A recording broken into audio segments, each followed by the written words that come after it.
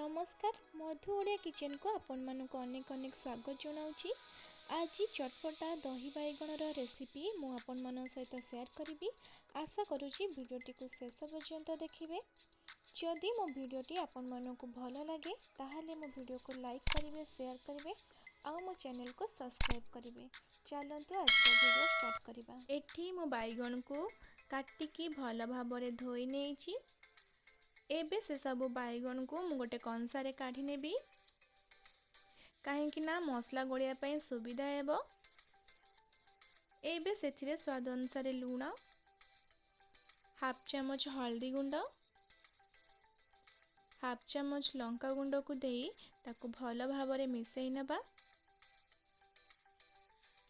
जेमती बैगण सहित सब गुंड मसला भल भाव मिसी जिवो।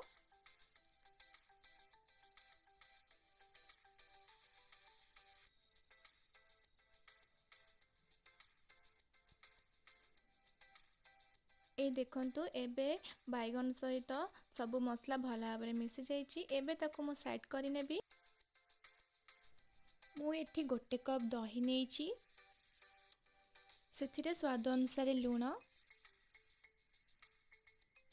गोटे चमच चीनी और अल्प ब्लैक सॉल्ट को देई ताकू भल भाव गोळै नेबी। एठी मु किछि पानी ऐड करूची।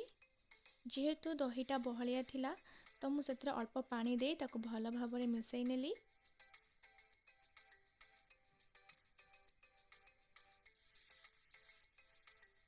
एबे सेथिरे भजा लंका और जीरा गुंड को दे देली।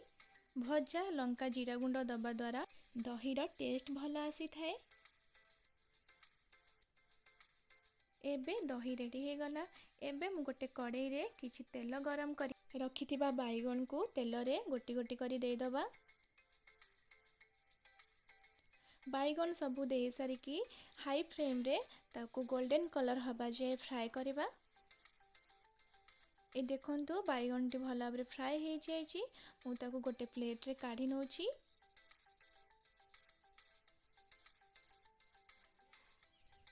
बाकी सब बैगण को सेम प्रोसेस रे छाणी नबा।